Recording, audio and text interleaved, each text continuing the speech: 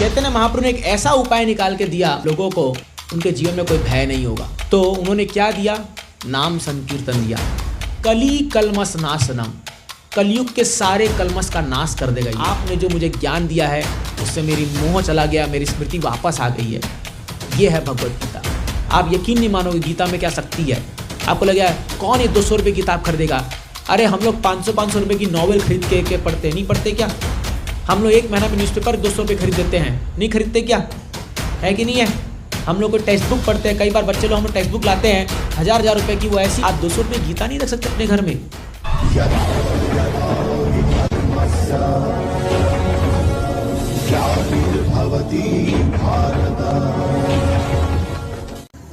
तो मैं बता रहा था, इस दुनिया में हर एक व्यक्ति, चाहे वो माने या ना माने, वो कोई ना कोई समस्या से घिरा हुआ है। अभी समस्या किसे कहते हैं? तो जरूरी नहीं है कि एक व्यक्ति की जो समस्या है वो दूसरे व्यक्ति की भी ऐसी हो, जरूरी नहीं है। इसलिए समस्या, असली समस्या वही है जो सबके जीवन में आती है और इसका कोई उपाय नहीं है। तो हम सब जानते हैं जन्म मृत्यु जरा व्याधि, ये 4 चीज जो है ये सबसे बड़ी समस्या है कि हम ना चाहते हुए भी हमें बुढ़ापा आता है, हमें बीमारियां आती है और अंत में हमें मृत्यु का सामना करना पड़ता है।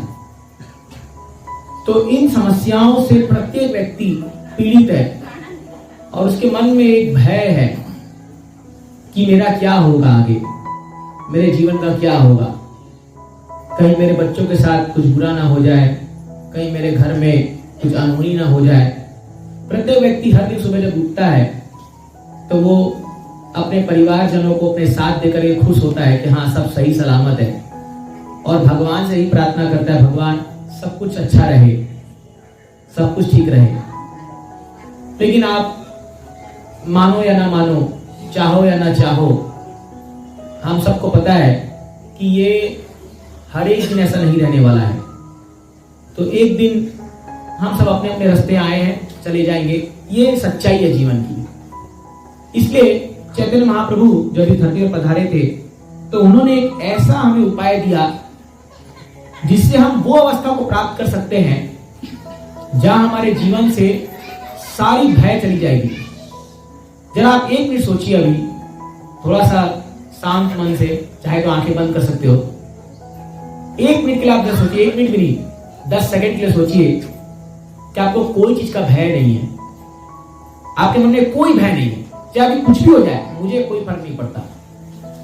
सोचिए कैसा वो जीवन होगा, कितना आनंदमय वो जीवन होगा जहां हमें कोई भय नहीं है। क्योंकि इस दुनिया में सबसे जो डरावनी चीज है, बस भय डरावनी है ही, और जो हमारी चिंता का सबसे बड़ा कारण है वो है भय, वो भविष्य का भय। चैतन्य महाप्रभु ने एक ऐसा उपाय निकाल के दिया लोगों को जहां वो ऐसी अवस्था को प्राप्त कर सकते हैं उनके जीवन में कोई भय नहीं होगा। हाँ, तो उन्होंने क्या दिया? नाम संकीर्तन दिया। आप जरा सोचिए, जब हम बीच सड़क में ये करताल बज रहे हैं, मृदंग बज रहे हैं और हम गा रहे हैं, कोई भय था आपके मन में? कोई भी यहाँ जो कीर्तन में भाग लिया था उसको कोई डर था क्या होगा? सामने से गाड़ी आ रही है या कोई ऊपर से टमाटर फेंक सकता है, कोई अंडे फेंक सकता है, कुछ भी, लेकिन कोई भय था? क्यों? क्योंकि हम उस समय एक ऐसी अवस्था में थे जहां हम पूर्णानंद का स्वाद ले रहे हैं, और कहते हैं जहां जहां पर ये संकीर्तन होता है वहां पर गौर निताई श्री चैतन्य महाप्रभु नित्यानंद प्रभु अवतरित हो जाते हैं उस स्थान पर। इसलिए बोला गया है गोलोकेरा प्रेम धन हरि नाम संकीर्तन। ये गोलोक वृंदावन का प्रेम धन है। क्या है गोलोक वृंदावन का प्रेम? वो है रासलीला। जब भगवान अपने गोपियों के साथ अपनी अंतरंगा लीला का प्रदर्शन करते हुए ये महा आनंद का आस्वादन लेते हैं, वही आस्वादन भगवान हम सबको इस नाम संकीर्तन में देते हैं, जहां हम अपने तन मन शरीर सबको भूल करके भगवान के नामों में पूरा ग्रसित हो जाते हैं और उस समय कुछ याद नहीं रहता। तो जो बजाने वाले लोग वो भी इतना तेज बजाते हैं, फिर जब रात को सोते हैं बोलते हैं अरे हाथ दुख रहा है, अरे बहुत थक गए। तो फिर बोलते हैं प्रभु जी उतना क्यों बजाया था उस समय तो बहुत आप पूरा एंथुजियास्टिकली बजा, लेकिन उस समय कोई सुध बुध नहीं रहता। ये तो हमने यहाँ 15-20 मिनट खाली कीर्तन किया, ऐसे 6-6 घंटा कीर्तन करते हैं, 6 घंटा 8 घंटा कीर्तन करते हैं, और उसके बाद लगता है कि हम इस दुनिया में है ही नहीं। तो एक बार मैं ऐसी कीर्तन में भाग लिया था, 3 घंटे हम लगातार ऐसी कीर्तन कर रहे थे, जबरदस्त कीर्तन, लोटपोटो के नाच रहे गा रहे। जब मैं रात को गया सोने के लिए तो चारों दीवारों से ये हरे कृष्णा नाम तो गूंज रहा था, चारों दीवारों से, और मैं हाथ मारा, अरे चुप हो जा, मत शोर कर, मुझे सोने दो, बट कोई है नहीं आसपास। तो मैं बोला ये क्या अवस्था है, गजब है, ये तो पूरा वाइब्रेशन चल रहा है, पूरा रूम में केवल महामंत्र सुनाई दे रहा है। और मान लो अगर ऐसे समय में प्राण छूट जाए तो ये इससे बड़ा सौभाग्य क्या होगा कि जब नाम संकीर्तन का ये ध्वनि गूंज रही हो। देखिए ये जो महामंत्र है, ये हरे कृष्ण महामंत्र, इसको साधारण मत समझिए। ये 16 अक्षर का जो महामंत्र है, शास्त्र कहता है इति षोडशकम नाम नाम कली कलमसनासनम नाता परतन उपाय सर्व वेदेषु दृश्यते। सभी वेदों का, सभी उपनिषदों का यही सार है। ये 16 अक्षर का जो मंत्र है, हरे कृष्णा कृष्णा कृष्णा हरे हरे, 8 हुए, हरे राम राम राम हरे हरे, और 8 16। इति षोडशकम नाम नाम कली कलमस नाशनम, कलयुग के सारे कलमस का नाश कर देगा ये। आप सोचोगे ये कैसे संभव है? ये संभव है। कली कलमस क्या है? घर में कलह है, भाई भाई में पट्टा नहीं है, सास बहू का झगड़ा चल रहा है, बच्चे माँ बाप की सुनते नहीं है, जितने भी कलयुग के कलमस हैं, धोखाबाजी चल रहा है, चीटिंग चल रहा है, कोई भी चीज़ शुद्ध नहीं मिलता है, कोई भी चीज़ हो, ये हरे कृष्ण महामंत्र उसको शुद्ध बना देगा। और इसका प्रमाण है शास्त्र में, इसका प्रमाण है। बड़े बड़े भक्त हुए। मैं आज आपको एक कथा सुना चाहता हूँ। ये हरे कृष्ण महामंत्र का जो इसका जो एक परिणाम है, शायद आपने कथा सुनी भी होगी, बचपन से हम सुनते आ रहे हैं, फिर भी थोड़ा सा उसका विवरण देना चाहूँगा। एक बहुत बड़ा हंटर, शिकारी था जिसका नाम था मृगारी। ये कथा चैतन्य चरितामृत में आती है। स्वयं श्री चैतन्य महाप्रभु हरि नाम का महिमा बताते वर ये कथा सुनाते हैं। ये मृगारी जो था, ये जानवरों को पूरा नहीं मारता था, ये जानवरों को आधा मारता था। और ये क्या करता था, जैसे किसी जानवर है, कोई पशु पक्षी है, उसका शरीर को आधा काट करके उसको तड़पता हुआ देखता था, और उसको बड़ा आनंद आता था कि ये जानवर तड़प रहा है। सोचिए कितना निर्दयी होगा। ठीक है, अगर तुम्हें हत्या करनी है तो पूरा मार दो, लेकिन पूरा नहीं मार करके उसको आधा मार करके तड़पते हुए छोड़ देता था, और वो जानवर तड़पते तड़पते तड़पते तड़पते मरता था और उसको आनंद होता था। तो एक बार नारद मुनि जा रहे थे तो इसके इसी जंगल से, और इसने ये दृश्य देखा। नारद मुनि ने, नारद मुनि महाजन है, स्वयं भगवान के भक्त्यावेश अवतार है, भक्ति का आवेश लेके चलते हैं, जिस किसी को मिलते हैं उनको भक्ति प्रदान कर देते हैं। नारद मुनि इतने महान संत हैं, बड़े बड़े आचार्य, बड़े बड़े जो साधु संत हुए वो नारद मुनि के शिष्य हैं। ध्रुव महाराज, प्रहलाद महाराज, व्यासदेव, प्रचेतास, ये सब नारद मुनि के शिष्य हैं। ये नारद मुनि देखा मृगारी को, कहा अरे मूर्ख, मारना ही है तो पूर्णतया से मार दो इसको, इसको आधा क्यों मारते हो? तो बोलता है ये मेरा पेशा है, मेरे दादा परदादाओं से यही प्रथा चली आ रही है और यही मेरा पेशा है और मुझे इसी में आनंद आता है। बोलता है मूर्ख व्यक्ति, तू जानता है इसका परिणाम क्या है? बोलता है क्या है इसका परिणाम? बोलता है यही पशु पक्षी तेरे मृत्यु के बाद तेरे शरीर को नोच नोच के खाएंगे, तेरे शरीर को ये लोग एक एक बोटी बोटी निकाल निकाल के उखाड़ के खाएंगे। बोलता है मैं नहीं मानता इस सब चीज में। तो नारद मुनि के योग शक्ति से उसको दृश्य दिखाया। नारद मुनि ने, देख तेरा भविष्य क्या है। तो कई बार जब हम लोगों को कहते हैं पाप कर मत कीजिए, तो वो लोग सोचते हैं क्या होगा इससे, क्या फर्क पड़ेगा। बट ऑफकोर्स हमारे पास तो योग शक्ति नहीं है दिखाने के लिए, लेकिन शास्त्र कहता है कोई भी पाप कर्म किया हुआ फलित होगा, 100% होगा, कोई बच नहीं सकता। चाहे आप घोर रात्रि के में छुप कर करो कोई पाप, या भरी सभा के सामने करो, परमात्मा देख रहे हैं, सूर्य देख रहे हैं, चंद्रमा देख रहे हैं, चारों दिशाएं देख रहे हैं, 11 गवाह हैं जो हमें देख रहे हैं हम क्या कर रहे हैं। तो उसका फल तो आना ही आना है। तो इसलिए जब ये मृगारी को दिखाया नारद मुनि ने कि तेरा ये परिणाम है, ये चौंक गया। ये बोला, अरे बाप रे बाप, मुझे आज तक किसी ने नहीं बताया कि ये परिणाम होने वाला है। तो तुरंत जो नारद मुनि ने फिर कहा, अपना हथियार गिर दे। तो ये चाकू पकड़ा हुआ था, इसके हाथ से चाकू छूट नहीं रहा था। बोले, क्या हो गया, अभी भी हथियार क्यों नहीं गिर रहा है? बोले, मेरे परिवार का क्या होगा? इन्हीं जानवरों को मार करके जो चमड़ी में बेचता हूं, या इनको ही बेच करके जो है मेरा परिवार चलता है, और मेरे परिवार का क्या होगा? तो नारद मुनि ने कहा, पारिवारिक चिंता मत कर, तू इसको पहले हथियार गिर, और मैं तुझे वचन देता हूं कि तेरा परिवार कभी भूखा नहीं सोएगा, ये मेरी गारंटी है। तो मृगारी ने कहा, क्या आप वादा करते हो? हाँ, मुझ पर भरोसा कर, पहले फेंक दे इसको। तो हथियार फेंक देता है। फिर नारद मुनि मृगारी से कहते हैं, काम कर, जा अभी एक तुलसी का पौधा ले और उसके सामने बैठ करके ये हरे कृष्ण महामंत्र जप करना शुरू कर दे। तो बोला, अरे इससे क्या होगा? बोले, तू कर तो सही, मैं बताता हूं तेरे को। तो ये, क्योंकि इसको पूर्ण विश्वास था नारद मुनि पर, हालांकि ये था बड़ा ही राक्षस वृत्ति का व्यक्ति, बड़ा ही घोर पापी, लेकिन फिर भी अगर आपको एक साधु संत पे विश्वास हो जाए, एक साधु महात्मा की बात पर आपको विश्वास हो जाए, उस दिन आपका जीवन में सूर्योदय हो गया मान लीजिए। जिस दिन आप एक साधु से मिल गए, आप एक ऐसे महापुरुष से मिल गए, आपका जीवन का जो है उसी दिन, शास्त्र कहता है एक शुद्ध भक्त में इतनी शक्ति होती है कि वो अपने इस दर्शन मात्र से सभी पापों को धुला के नष्ट कर देता है। साधु संग सर्वशास्त्र कहे, लव मात्र साधु संग सर्व सिद्धि होए। एक लव मात्र साधु के संग से जो है मनुष्य का उद्धार हो जाता है। इसीलिए भागवतम में जब विदुरा को युधिष्ठिर महाराज मिलते हैं तो वो बहुत सुंदर श्लोक में कहते हैं, ऐ विदुरा, तो क्या हुआ, विदुरा का दुर्योधन ने अपमान किया था, शायद आपको पता होगा।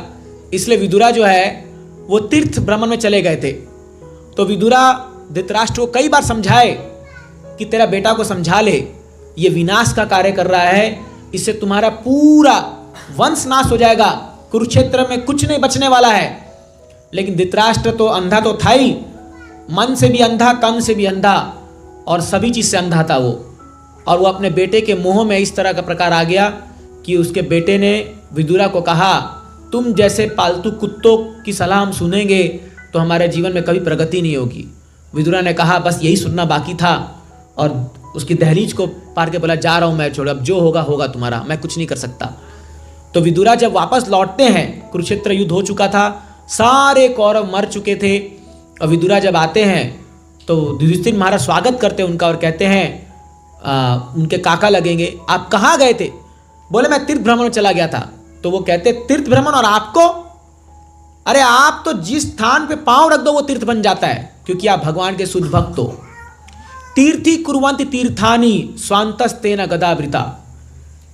जहां शुद्ध भक्त जाते हैं वो स्थान पवित्र हो जाता है, वो स्थान तीर्थ बन जाता है। और उस स्थान पे तो सोचिए, जैसे गंगा मैया जब इस धरती पर आ रही थी तो वो आने से हिचकिचा रही थी। तो भगवान ने कहा, क्यों हिचकिचा रही हो? तो उसने कहा, अरे इस संसार के पापी लोग आएंगे इलाहाबाद, प्रयागराज, और मुझ में नहा नहा के सारा पाप छोड़ देंगे मेरे अंदर, और बोलेंगे हम तीर्थ कराए, हम स्नान कराए इलाहाबाद में, अब हम पाप मुक्त हो गए, और सारा पाप मेरे अंदर छोड़ देंगे। मुझे नहीं जाना ऐसे घटिया संसार में, यहाँ पर सब लोग पापी हैं और पाप मेरे अंदर छोड़ देंगे। तब भगवान ने कहा, चिंता क्यों करती हो? मेरे शुद्ध भक्त जब तुम्हारे अंदर एक कदम रखेंगे, तुम पुनः वापस से पवित्र हो जाओगी, केवल शुद्ध भक्त के चरण रखने से। तो ऐसे शुद्ध भक्त जब किसी पर कृपा करते हैं, तो ऐसी मृगारी पर कृपा के नारद मुनि, और मृगारी को कहा, जाओ तुलसी महारानी के सामने बैठ करके हरे कृष्ण महामंत्र का जप करो। और ये जप करना शुरू कर दिया। गांव वाले देखने लगे, अरे ये मृगारी जो इतना बड़ा जो एक शिकारी था, जो जानवरों को आधा मार करके मजा लेता था, आज देखो ये साधु हो गया है। कईयों को यकीन नहीं हुआ, क्या ये वही व्यक्ति है? तो कई लोग जाके देखे, नाटक तो नहीं कर रहा है ये। लेकिन देख, एक दिन देखे, 2 दिन देखे, 3 दिन देखे, ये तो कंटिन्यूस जप कर रहा है बैठ करके, और कोई कार्य नहीं कर रहा। तब लोगों लगा, अरे गजब हो गया। तो कोई चावल लाने लगा, कोई फल लाने लगा, कोई सब्जी लाने लगा। इतना आने लगा इसके पास कि इसके घर में जो भोजन बनता था उससे कई अधिक होने लगा, भंडारा लेने लगा इसके घर में, हर दिन भंडारा, कितने लोग भी आ जाओ, इतना मिलने लगा इसको। तो एक बार नारद मुनि अपने मित्र पर्वत मुनि के साथ घूम रहे थे, अब भ्रमण करते करते उनको याद आया, अरे इसी जंगल में मैंने एक मृगारी, एक शिकारी को मैंने भक्त बनाया था, कहाँ गया वो? तो जब आ करके देखा तो वो जप कर रहा है वहां बैठ करके, और जैसी मृगारी ने देखा नारद मुनि आ रहे उधर से, पर्वत मुनि उठा तो उसके सामने चींटियां पड़ी हुई थी, कुछ चींटियां था, जंगल था। तो ये जो है अपने पाँव को बहुत केयरफुली, बहुत सावधानी से रख रहा था ताकि मेरा पाँव किसी चींटी पर न पड़ जाए, और ऐसे ऐसे ऐसे जो है थोड़ा सा ऐसे चल रहा था ताकि चींटी पर पाँव न पड़ जाए। नारद मुनि ने कहा अपने मित्र को, पर्वत मुनि देख रहे हो, ये वही मृगारी है जो जानवरों को आधा मार करके उनको रेंगते हुए, उनको तड़पते हुए देखता था, आज एक चींटी को भी मारने से कतरा रहा है। ये हरिनाम की महिमा, ये हरिनाम की महिमा।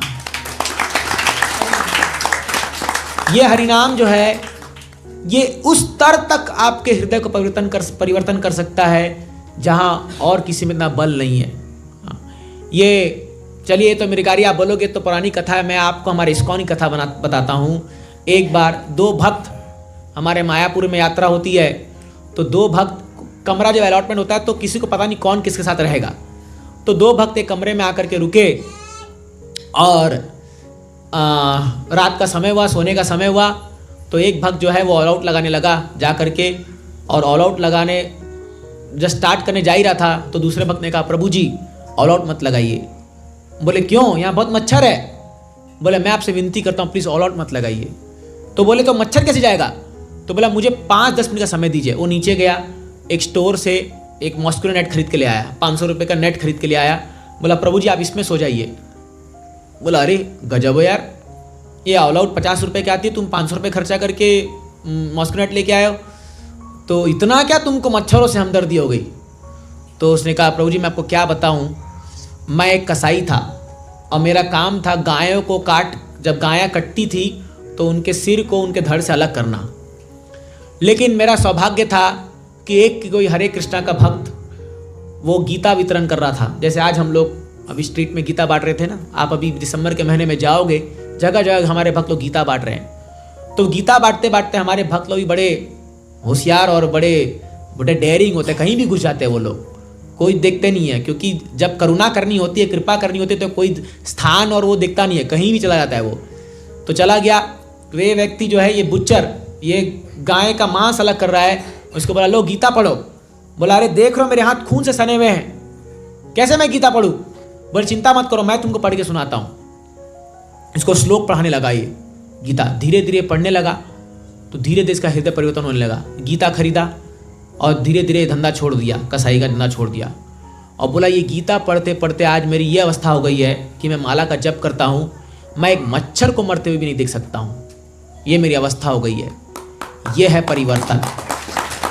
देखिए भक्ति जो है वो कोई थ्योरेटिकल या कोई सेंटिमेंटल, कोई केवल भावनाओं की बात नहीं है कि हम बस मन में भगवान को सोच रहे हैं, हाँ आँख में पानी आ रहे हैं और हमें बड़ा एक फीलिंग आ रहा है कि हाँ भगवान है, भगवान है। ये जरूरी नहीं है। अगर आप वास्तव में भगवान के भक्त हो या भक्ति कर रहे हो, आपके हृदय में जो है एक टेंजिबल परिवर्तन होना चाहिए। वो परिवर्तन क्या है? वो परिवर्तन है कि हमारी जो बुरी आदतें हैं वो बदलनी चाहिए, वो बदलनी चाहिए, तभी आप वास्तव में सही मार्ग में चल पड़े हो। तो बड़ी बड़ी कथाएं होती हैं, लाखों लोग आते हैं, बड़ा कीर्तन शोर शराबा, बहुत भजन कीर्तन गाते हैं, तो जब कथाकार रोता है तो ये भी रोता है, कथाकार हंसता है तो ये भी हंसता है, और आज के आनंद की जय बोल के चले जाते हैं। वही जब घर में आते हैं, वही शाहरुख खान जूही चावला की फिल्म आ रही होती है, उधर शाहरुख खान रोता है तो ये भी रोता है, उधर वो हंसता है तो ये भी हंसता है। क्या अंतर है दोनों में?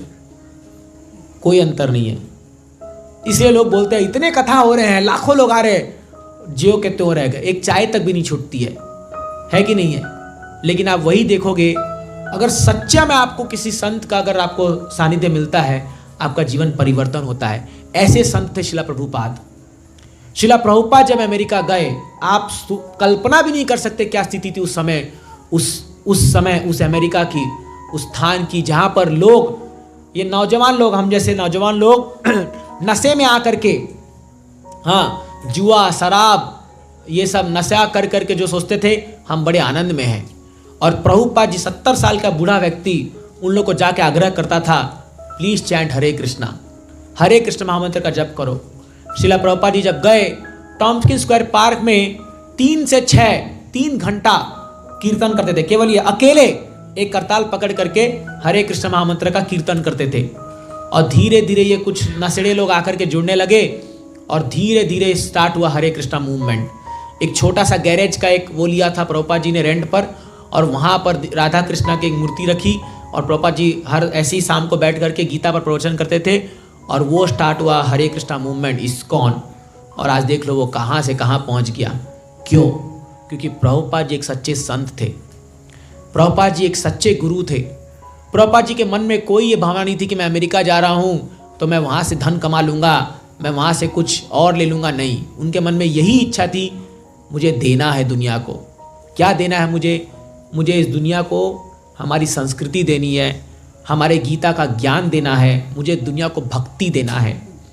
तो ये प्रभुपाद जी ने ऐसा मिरेकल करके दिखा दिया कि आज दुनिया के लोग जो हैं धोती कुर्ता तिलक पहन करके आप देखोगे हरे कृष्ण महामंत्र कीर्तन पर नाचते हैं। अभी आप मायापुर वृंदावन जाओगे आप देखोगे कई फॉरेनर्स। तो अभी मैं कुछ 1 महीने पहले वृंदावन में था, मेरे रूम में जो मेरे पार्टनर थे वो ऑस्ट्रेलिया से थे, तो वो भी ब्रह्मचारी थे मेरी तरह ही। तो ऐसी बातचीत होने लगी तो उन्होंने कहा कि ऑस्ट्रेलिया में अगर आप किसी को भगवान के बारे में कुछ बताते हो तो इतने नास्तिक है वो लोग, कम से कम आपको विश्वास तो है भगवान होते हैं, उनको तो ये भी विश्वास ही नहीं कि भगवान है, ये सब वो सोचते हैं ये सब एक ड्रामा है। तो उस शहर में भी बोल रहे हैं कि कितने भक्त हैं जो लोग आज भक्ति कर रहे हैं। आप सोचिए उस शहर में भी, वो छोड़िए चाइना जैसे देश में भी जहाँ कम्युनिस्ट कंट्री है वहाँ पर भी लोग आज भक्ति कर रहे हैं, माला पकड़ के जप करते हैं, 16 माला का जप करते हैं, कीर्तन करते हैं, कथा करते हैं। आप सोचिए किसकी देन है? ये शिला प्रभुपाद जी की देन है ना। तो ये जो महामंत्र है, क्योंकि चैतन्य महाप्रभु की ये भविष्यवाणी थी, पृथ्वी ते आचे तनग्रादि ग्राम सर्वत्र प्रचार हुए मोरे नाम। एक दिन आएगा जब पूरे गांव में मेरे नाम का प्रचार होगा और मेरे जो भगवान के बारे में जो भगवत गीता है उसका प्रचार होगा। और शिला प्रभुपाद जी ने वो काम कर दिखाया। और महाप्रभु ने कहा था मोर सेनापति भक्ता, मेरा एक ऐसा सेनापति भक्त आएगा जो ये मेरे जो ये मिशन है इसको पूरा करके दिखाएगा, वही सेनापति भक्त है शिला प्रभुपाद। इसलिए आप ये मत सोचिए कि ये जो अंतर्राष्ट्रीय कृष्ण भावनामृत संघ है इस्कॉन कोई साधारण संस्था है, नहीं, ये कोई साधारण संस्था नहीं है, क्योंकि ये स्वयं भगवान द्वारा प्रेरित है और स्वयं भगवान द्वारा प्रेडिक्शन किया गया है 10,000 साल तक ये मूवमेंट बढ़ता जाएगा, इसको कोई रोक नहीं पाएगा, चाहे कितनी ताकत आ जाए कोई रोक नहीं सकता इसको, ये चलता जाएगा। अब बुद्धिमानी हमारी होगी कि हम इसका सहयोग ले करके, हम इसका जो है सहायता लेकर के अपने जीवन को सफल बना ले। तो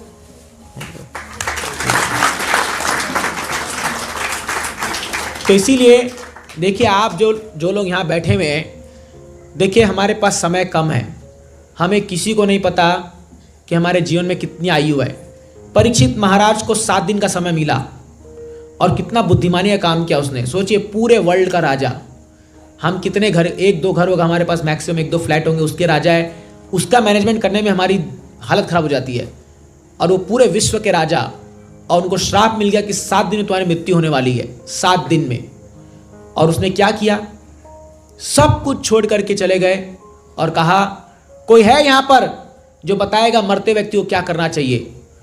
तो सब लोग ने अलग अलग सुझाव दिया। वहीं से सुखदेव गोस्वामी आए, बोले परीक्षित कुछ मत करो, बैठ के भगवान की दिव्य कथा को सुनो, 7 दिन में जो है मैं वचन देता हूँ कि तुम अमर हो जाओगे और तुम जो है तुम्हें तक्षक सर्प ढकने तो आएगा लेकिन उसका असर नहीं होगा। और यकीन नहीं मानोगे, केवल 7 दिन की कथा सुन करके जो है परीक्षित महाराज अमृत को प्राप्त कर गए। जब 6ठा दिन आने लगा तो परीक्षित को डर लगने लगा, मुझे कल अभी मृत्यु होने वाली है। सोचिए अगर हमें पता चल जाए कल मुझे मरना है, क्या होगा, हमारा रात कैसी बीतेगी।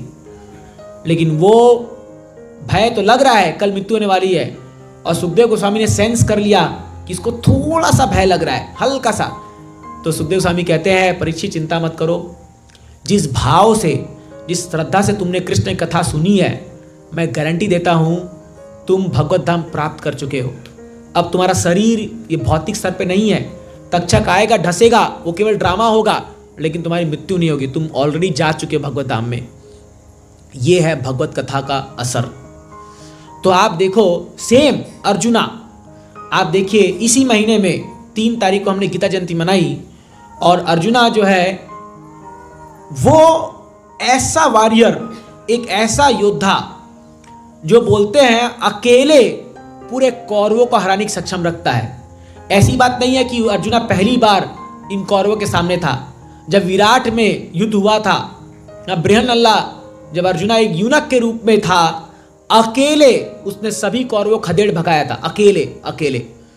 वही अर्जुन ने कहा था, मुझे किसी का दरकार नहीं है, मैं अकेले सक्षम हूं, इन सभी कौरवों का विनाश कर दूंगा मैं, आज युद्ध में कोई बचने वाला नहीं है। और वही अर्जुना को जब भगवान रथ जो है जा करके 2 व्यक्ति के सामने रखते हैं, एक है भीष्मदेव और एक है द्रोणाचार्य, और वो अर्जुना जब देखता है अपने पितामह भीष्मदेव, अपने गुरु द्रोणाचार्य को, उसके हाथ में पसीना आता है, उसके हाथ से उसका जो धनुष बाण छूटने लगता है, फीवर आने लगता है उसको, शरीर पूरा शरीर पसीना हो रहा है, लहूलुहान बोला, पसीने से भर गया शरीर, और बोलता है, केशव मैं युद्ध नहीं करूंगा। सोचिए, करोड़ों संख्या में सैनिक आगे खड़े हैं, करोड़ों पीछे खड़े हुए हैं, बीच में ये भगवान कृष्ण और अर्जुना खड़े हुए हैं। अभी ऐसा विश्व में कोई युद्ध नहीं हुआ, इतने लोग, आज निर्णय होने वाला है, युद्ध हुआ, घमासान युद्ध होगा, लाखों करोड़ों लोग मरने वाले हैं, और ये वहां पर क्या रख रहा है? इससे बड़ा कोई हार होगा? आप सोचिए, इससे बड़ी कोई हार होगी? लेकिन वहां पर ये इतना आत्मग्लानि में चला जाता है ये अर्जुना, मैं युद्ध नहीं करूंगा। भगवान बोलते, क्या हो गया तेरे को? तू कल बड़ी बड़ी डींग हाँक रहा था, अकेले मार दूंगा सबको, ये कर दूंगा, वो कर दूंगा, आज क्या हो गया तेरे को? मुझे युद्ध नहीं करना। भगवान बोलते हैं, चली गई तेरी वीरता, कहां गई तेरी वीरता? बोलता है, मुझे युद्ध नहीं करना, मुझे कटोरा दे दो, मैं जा करके जंगल में मैं भीख मांग के अपना गुजारा कर लूंगा, लेकिन मुझे नहीं चाहिए राज्य, मुझे युद्ध नहीं करना। इतना डीमोटिवेटेड, सोचिए, इतना डीमोटिवेटेड हो गया था ये अर्जुना। और उस समय भगवान बोलते हैं, पूरा एक चैप्टर आप देखोगे गीता का पहला अध्याय, अर्जुना जो है केवल यही रीजन बता रहे क्यों मैं युद्ध नहीं करूं, और भगवान सुन रहे चुपचाप, केवल सुन रहे भगवान, और सारे सैनिक आगे और पीछे देख रहे क्या हो क्या रहा है दोनों के बीच में, क्या चल क्या रहा है, युद्ध होगा कि नहीं होगा। इधर संजय धृतराष्ट्र को बता रहा है, ये अंधा होकर सुन रहे हैं, यहाँ पर संजय धृतराष्ट्र बोल रहा है, देखा अब आ गया ना अपनी औकात पर ये अर्जुना, बड़ा बड़ा डींग हाँक रहा था, बड़ा खुश हो रहा है। लेकिन संजय को बोला, चिंता मत करो, कृष्णा खड़े हैं अभी वहां पर, कुछ तो करेंगे वो, मुझे पूरा विश्वास है, भगवान थोड़ी छोड़ देंगे ऐसी। और वही जब दूसरे अध्याय में अर्जुना बोलता है, कार्पण्य दोष पहता स्वभाव पृच्छामि धर्म सम्मूढ़ चेता, हे भगवान, हे केशव, कार्पण्य, मैं कृपण बन चुका हूं, और इस दोष के कारण मैं अपने धर्म के असम्मूढ़, मतलब मूढ़ बन चुका हूं, मैं मूर्ख बन चुका हूं, और मुझे कोई ज्ञान नहीं क्या सही है क्या गलत है। मैं अब आपका शिष्य बन गया हूं, आप मेरे गुरु बन गए हो, मुझे मार्गदर्शन दो, मेरा मार्गदर्शन करो। मैं आज डिक्लेयर करता हूं पूरी दुनिया के सामने, मैं 1 नंबर का गधा हूं, मैं 1 नंबर का मूर्ख हूं, मुझे कुछ नहीं पता। कौन है वो अर्जुना जो इवन भगवान शिव को हरा के आ चुका है, जिसको पशुपतिनाथ जो हरा करके उनको पशुपतिनाथ का एक वो मिला था, अस्त्र मिला था उनको, जो इंद्र को हरा चुका है, जो सारे देवता को हरा चुका है, जो संसार में कोई ऐसा योद्धा नहीं उसके समान, और वो आज क्या बोल रहा है, मैं मूर्ख नंबर 1 हूं, मुझे कुछ नहीं पता, आप मेरे गुरु हो, मुझे बताओ। और उसमें भगवान बोलते हैं, आ गए तुम, अब समझ गए, और बोलते हैं तुम सही में मूर्ख नंबर 1 हो, क्योंकि तुम उस चीज के लिए शोक कर रहे हो जो शोक करने योग्य नहीं है। और फिर भगवान गीता बताते हैं, और ये सुंदर भगवत गीता, भगवान के मुख के द्वारा निकली हुई सुंदर गीता, 17 अध्याय, एक अध्याय आपको अर्जुन ने कहा, 17 अध्याय में भगवान पूरे तरीके से अर्जुन को ऐसा कन्विंस करते हैं, ऐसा काउंसलिंग देते हैं अर्जुना को। वही अर्जुना जब 45 मिनट पहले अपने गांडीवा धनुष को छोड़ दिया था, हार गया था पूरा, बैठ गया था मैं युद्ध नहीं करूंगा, खड़ा होता है, बोलता है, अब नष्ट मोह स्मृति लब्ध्वा, मेरा मोह नष्ट हो चुका है, मेरी स्मृति वापस आ चुकी है, कृष्ण वचन बोलो कृष्णा किसको मारना है पहले, अब बोलो। उठाता है गांडीवा वो अपने शरीर अपने हाथ में, बोलता है अब मुझे किसी की दरकार नहीं, क्योंकि आपने जो मुझे ज्ञान दिया है उससे मेरी मोह चला गया, मेरी स्मृति वापस आ गई है। यह है भगवत गीता। जब इतना डीमोरलाइज्ड व्यक्ति को भगवान खड़ा करके युद्ध करने के लिए तैयार कर देते हैं, तो आप सोचिए हमारे लिए गीता क्या कार्य कर सकती है। इसीलिए हम तरह तरह के सेल्फ हेल्प बुक्स पढ़ते हैं, मोटिवेशनल बुक पढ़ते हैं, मोटिवेशनल टॉक सुनते हैं, पर आपको पता नहीं है सबसे बड़ा मोटिवेशनल टॉक तो भगवत गीता है। इससे बड़ा मोटिवेशन कोई दे सकता है क्या संसार में? सबसे बड़ा मोटिवेशनल टॉक भगवत गीता है। आप पढ़ के देखिए, आपके अंदर तुरंत एक ऐसी स्फूर्ति आई, आपको लगेगा कि इस संसार में कोई भी चीज कठिन नहीं है, कोई भी चीज कठिन नहीं है। भगवान इतना आपको स्फूर्ति देंगे अंदर से केवल गीता पढ़ने से। बट दुर्भाग्य है हमारे भारतवर्ष में ही लोग गीता नहीं पढ़ते। लोग घर में बैठ कर के वो नेटफ्लिक्स और ये सब में 3-3 घंटे की मूवी देख लेंगे, बट वो गीता एक श्लोक पढ़ने बोल दो, अरे गीता क्या है, ये संस्कृत है। बच्चों को गीता पढ़ाने बोलो, नहीं, हम तो उनको जूलियस सीजर का वो नॉवेल पढ़ाएंगे, या उनको कोई बड़ी बड़ी कहानी, ऐसा कथा, लव स्टोरी, रोमांटिक स्टोरी पढ़ाएंगे, वो चलेगा। भगवत गीता नहीं पढ़ाएंगे उनको। हाँ, ये दुर्भाग्य है और इसका परिणाम आप देख ही रहे हो, बोलने की दरकार नहीं है। तो इसीलिए आप देखिए हमारे शास्त्र जो है वो जानते हैं हमें किस वक्त क्या चीज़ की दरकार है। तो इसीलिए हमें ज़्यादा बुद्धिमान नहीं बनना चाहिए। हमें नहीं सोचना चाहिए कि मैं अपने समस्या को खुद सॉल्व कर लूँगा, आप और उलझ जाओगे। Better take help. गीता पकड़िए, पढ़िए अपने आप, क्योंकि वही भगवान जो गीता में बोल रहे हैं वही परमात्मा के रूप में अंदर बैठे हुए हैं और वो आपको डायरेक्शन देंगे क्या करना है, क्या सही है, क्या गलत है। तो इसीलिए इस महीने में जो है जितनी हो सके गीता वितरण करना चाहिए, खुद भी पढ़ना चाहिए। पढ़िए और बांटिए, पढ़िए और बांटिए। सबसे बड़ा गिफ्ट यही है। आप जानते नहीं हो एक गीता किसी के जीवन में क्या ला सकती है, कितनी बड़ी क्रांति ला सकती है। हजारों हजारों एग्जाम्पल है इस्कॉन में, तो खास करके जिन लोगों का जीवन गीता के माध्यम से कितना बदल गया है, कितना बदल गया है गीता, केवल गीता के माध्यम से हजारों लोग हैं। तो आप किसी को गीता अगर गिफ्ट भी करते हो तो वो ये मत सोचिए कि वो क्या पढ़ेगा, अरे वो नहीं पढ़ेगा तो क्या हो गया, उसकी आने वाली पुश्तैनी पढ़ेगी, उसके पीढ़ी दर पीढ़ी पढ़ेंगे, उसके कोई बच्चे पढ़ेंगे या कोई पोता। कई बार हम किसी भक्त से पूछते हैं आपको गीता कहाँ से मिली, बोले एक बार मैं दिवाली में सफाई कर रहा था, एक टैंक, एक क्या बोलते हैं संदूक से मेरे दादाजी गीता निकली और वो गीता पढ़ के मैं भक्त बन गया, मैं इस्कॉन में आ गया, मैं भक्त बन गया। ऐसे कई लोग मिलते हैं हमें। तो आप ये मत सोचिए, क्योंकि ये गीता जो है प्रभुपाद जी बोलते थे टाइम बॉम्ब है, ये कब फटेगा कोई जानता नहीं है, कोई जानता नहीं है ये कब फटे और किसको ये ज्ञान दे जाएगा। तो इसीलिए भले ही किसी घर में गीता है तो भी डालिए, आपको पता नहीं। इसलिए आप देखिए इस गीता को बृहत मृदंग कहा जाता है। ये जो मृदंग बजता है ये कितना दूर जाएगा, आवाज यहीं तक आसपास जाएगा। लेकिन एक गीता आप यहाँ बांटो, कोई अमेरिका में जाके पढ़ेगा, क्योंकि वो गीता उसके साथ अमेरिका जाएगी, है ना। मेरा ही एक बचपन का दोस्त, वो चला गया सैन फ्रांसिस्को, कहीं अमेरिका लंदन तरफ में चला गया कोई पढ़ाई के विषय में। तो मैं उससे करीबन 15 साल बाद मिला, अभी 1 साल पहले। तो वो मुझे जैसे ही देखा, मैं कीर्तन करा था बैठ करके एक प्रोग्राम में कहीं पर, वो तुरंत मेरे पास आया दौड़ करके, बोला अरे तू कैसे, बोला मैं तो इस्कॉन में ज्वाइन हो गया। और वो मुझे गले लग गया, बोला अरे मैं यही तो ढूंढ रहा था, मुझे किसने गीता दी और मैं तेरे को क्या बताऊं, गीता ने मेरा जीवन बदल दिया। और वो फिर उसके घर हम कार्यक्रम किए, प्रोग्राम किए, मुझे इतनी खुशी हुई। हम लोग 3 दोस्त थे और हम तीनों, आप यकीन नहीं मानोगे, हम लोग जिगरी दोस्त थे, 3 अलग अलग इंस्टीट्यूट में गए पढ़ने के लिए और तीनों इस्कॉन में ज्वाइन हो गए, जाकर के अलग अलग जगह में जाकर के जुड़े और तीनों भक्त बने।